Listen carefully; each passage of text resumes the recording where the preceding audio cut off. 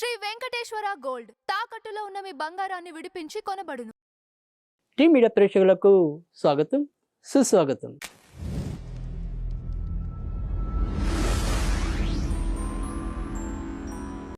దినదర్శిని కార్యక్రమంలో 19వ తారీఖు శనివారం 5:55 సూర్య అస్తమయం సాయంకాలం 6:50 నవమి మధ్యాహ్నం 2:42 వరకు ఉంటుంది. తదనంతరం దశమి.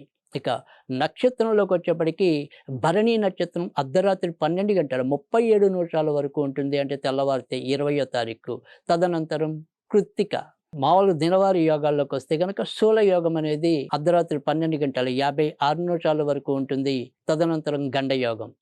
ఇక ఈరోజు మంచి ముహూర్తాలు, చెడ్డ ముహూర్తాలు ఇలాంటి విషయాల్లోకి వస్తే కనుక అభిజిత్ లగ్నం అనేది ఉదయం 11:56 నుంచి 12:48 వరకు ఉంటుంది.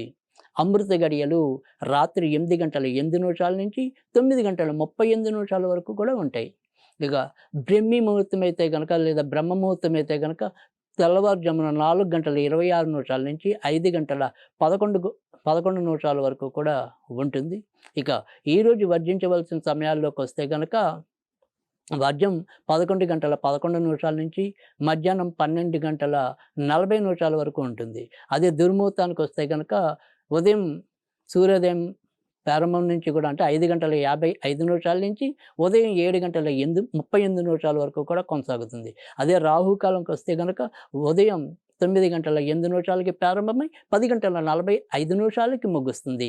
ఇక ఈరోజు విజయ మొత్తం రోజులాగానే మధ్యాహ్నం 2:31 ప్రారంభమై 3:23 ముగుస్తుంది.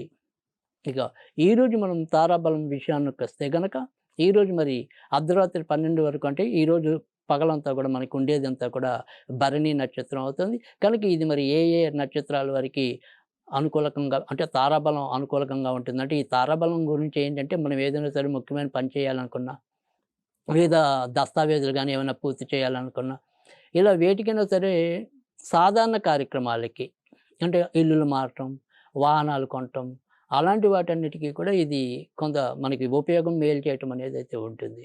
కనుక ఇంక మరి ఈరోజు తారాబలం విషయానికి వస్తే కనుక మేషరాశిలో కృత్తికా నక్షత్రం వారికి అనుకూలకంగా ఉండటం అనేది ఉంటుంది. అలాగే మరి అశ్విని నక్షత్రం వారికి కూడా అనుకూలత అనేది ఎక్కువ ఉంటుంది. వృషభ రాశిలోకి వచ్చేప్పటికీ కృత్తికా నక్షత్రం వారికి అనుకూలకంగా ఉంటుంది. అదే రకంగా మరి రోహిణి నక్షత్రం వారికి కూడా అనుకూలకంగానే ఉంటుంది. ఇక మిథున రాశిలోకి వస్తే కనుక ఆరుద్ర నక్షత్రం వారికి అనుకూలత అనేది ఎక్కువ. ఇక మిగతా వారికి సాధారణ స్థాయిలో ఉండటం అనేది అయితే ఉంటుంది. కర్కాటక రాశిలో ఆశ్లేష నక్షత్రం వారికి అనుకూలత తక్కువ ఉంటుంది. మిగతా నక్షత్రాలకి మంచిగా ఉంటుంది. సింహరాశిలోకి వచ్చేప్పటికి పుబ్బా నక్షత్రం వారికి అనుకూలత తక్కువ. మఖ నక్షత్రం, ఉత్తర నక్షత్రాల వారికి అనుకూలత ఎక్కువ. ఇక కన్యా రాశిలోకి వస్తే గనక హస్త నక్షత్రం వారికి, అలాగే ఉత్తర నక్షత్రం వారికి అనుకూలత ఎక్కువ. తులారాశిలోకి వస్తే గనక స్వాతి నక్షత్రం వారికి, అలాగే చిత్త నక్షత్రం వారికి అనుకూలత ఉంటుంది. వృశ్చిక రాశిలో ఆశ్లేష నక్షత్రాన్ని, జ్యేష్ఠ నక్షత్రాన్ని వదిలేస్తే మిగతా 2 నక్షత్రాలకి బాగుంటుంది. ధనుర్రాశి ఉత్తరాషాఢ మూల వారికి అనుకూలత. మకర రాశి శ్రవణ నక్షత్రం వారికి, అట్లనే ఉత్తరాషాఢ నక్షత్రం వారికి అనుకూలత. కుంభరాశిలో స్వాతి నక్షత్రం వారికి, అలాగే పూర్వభద్ర నక్షత్రం వారికి అనుకూలత. ఇక మీనరాశికి వస్తే రేవతి నక్షత్రం వారికి తప్ప మిగతా 2 నక్షత్రాల వారికి అనుకూలం. ఇక ఈరోజు తారాబలంకి వస్తే కనుక ఈరోజు మేషరాశి వారికి అయితే కనుక ఎక్కువ శాతం మంచి ఫలితాలే కనపడుతున్నాయి. ఆర్థికంగా పురోభివృద్ధిలోకి రాగలుగుతారు.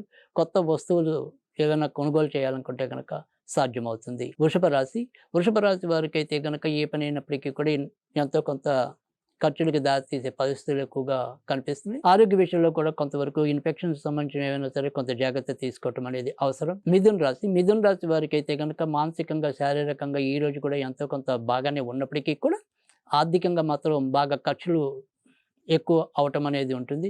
అలాగే మీరేదైనా సరే ఏదైనా సినీ కళా రంగాల్లో ఉన్నవారికైతే గనుక ఈరోజు చాలా ఎక్కువ ప్రోత్సాహం అనేది ఉంటుంది. సంతానపరంగా కూడా అభివృద్ధి ఉంటుంది. కర్కాటక రాశి వారికైతే గనుక ఈరోజు కింద గాని, మీ పైన గాని ఆడవాళ్ళుంటే వాళ్ళ విషయంలో కొంతవరకు జాగ్రత్త తీసుకోండి గానీ, మిగతా అన్ని విషయాల్లో కూడా ప్రోత్సాహకరంగా, సంతృప్తికరంగా పూర్తవటం అనేది ఏదైనా కొత్తవి కొనుగోలు చేయాలంటే గనక సాధ్యమవుతుంది. సింహరాశి వారికి కూడా ఈరోజు యోగ్యమైనతమైన కాలంగా చెప్పవలసి ఉంటుంది. మీరేమైనా సరే ఉద్యోగాల పరంగా గానీ, ఇతరత్రా గానీ మార్పులు తీసుకోవాలనుకుంటే కనుక సాధ్యమవుతుంది. కన్యా రాశి వారికైతే గనుక ఈరోజు ఆడబంధువుల వల్ల కూడా కొంతవరకు ఇబ్బంది పడడానికి, అలాగే ముఖ్యంగా టీనేజ్ పిల్లలు ఏవైనా సరే కొంత పెడతవ పట్టడానికి అవకాశాలు ఉన్నాయి కనుక సాధ్యమైనంత వరకు కూడా కోర్టుకు సంబంధించిన వ్యవహారాలు ఎదురుపడవచ్చు. ఎంతో కొంత జాగ్రత్త, శ్రద్ధ వహించండి. తులారాశి వారికైతే ఆరోగ్య విషయంలో కొంతవరకు జాగ్రత్తగా ఉండవలసిన అవసరం అయితే కనిపిస్తుంది కానీ, మిగతా అన్ని విషయాల్లో కూడా ఎక్కువ శాతం అభివృద్ధి కాయకంగానే ఉంటుంది. వృశ్చిక రాశిలో జ్యేష్ఠ నక్షత్రం వారికి అంతంత మాత్రంగా ఉన్నప్పటికీ కూడా మిగతా 2 నక్షత్రాల వారికి ఈరోజు ఎంతో కొంత ఆశించిన మంచి మార్పులు రావడానికి అయితే ఉంటుంది. జ్యేష్ఠ నక్షత్రం వారు బాగా కష్టపడితే గానీ ముందుకెళ్లే పరిస్థితులు తక్కువగా గోచరిస్తున్నాయి. ధనుర్రాశి వారికి అయితే గనుక ఈ రోజు కూడా ఎంతో కొంత ఇబ్బందులు అయితే కనపడుతున్నాయి. అయితే సంతాన పరంగా ఏమైనా సరే అభివృద్ధికరమైన మార్పులు చోటు చేసుకోవచ్చు. అలాగే మీరు సినీ, కళ, మీడియా రంగాల్లోకి సంబంధించిన వారైతే గనక ఎంతో కొంత అభివృద్ధిలోకి వెళ్తారు. మకర రాశి వారికి అయితే కనుక బిల్లులు, భూములు, వాహనాలు కొనాలనుకుంటే కనుక సాధ్యం అవుతుంది. ఇక ఇంటి పరిస్థితులు మాత్రం నామాత్రంగానే ఉంటాయి. కుంభరాశి వారైతే కనుక ఈరోజు ఎంతో కొంత ముందుకెళ్ళగలుగుతారు. ఎప్పటి నుంచో కాని పని ఏదైనా ఉంటే కొంత అది ముందుకెళ్ళే పరిస్థితులు అయితే కనిపిస్తున్నాయి. ఏదైనప్పటికీ కూడా ఎక్కడ మీరు రాజీ పడకపోతే గనక జీవితంలో ముందుకెళ్ళటం ప్రస్తుతం ఉన్న గ్రహస్థితి బట్టి కొంత కష్టంగానే కనిపిస్తుంది. మీనరాశి వారు ఆరోగ్యపరంగా అయితేనేమి, తర్వాత మీరు పనిచేసే చోట అయితే కానీ ఎంతో కొంత ఇబ్బందులు పడడానికైతే అవకాశాలు అయితే కనిపిస్తున్నాయి. బ్యాంకింగ్ రంగంలో ఉన్నవారికి, ఫైనాన్స్ రంగంలో ఉన్నవారికి మాత్రం ఈరోజు ఎంతో కొంత అనుకూలత అనేది అయితే ఉంటుంది. ఇక ఈరోజు మనం ఏదైనప్పటికీ కూడా చేయవలసిన దోష పరిహారాల్లోకి కనుక వచ్చినట్టయితే ఈరోజు మరి శని భరణి నక్షత్రం, శనికి ప్రీతికరమైన నక్షత్రంలో భరణి నక్షత్రం కూడా ఒకటి కనుక ఈరోజు శనికి సంబంధించిన ఆరాధన చేసుకోవటం వల్ల మనకి ఉపయుక్తంగా ఉంటుంది. ఎక్కడైనా సరే మీకు శనీశ్వరుడి చుట్టూ 19 ప్రదక్షిణాలు చేయటం అనేది కానీ, లేదా మీకు తెలిసిన చోట శని దేవుడికి ఎంతో కొంత నూనె సమర్పించడం వల్ల కూడా మంచి ఫలితాలు ఉంటాయి. ఇంకేదైనా మనం చదువుకోవాలి అనుకుంటే కనుక ఈరోజు ఓం కాకధ్వజాయ విద్మహే ఖడ్గ హస్తాయ ధీమహి తన్నో మందః ప్రచోదయాత్ అనేది చదువుకున్నట్టయితే కనుక మంచి ఫలితాలు ఉంటాయి.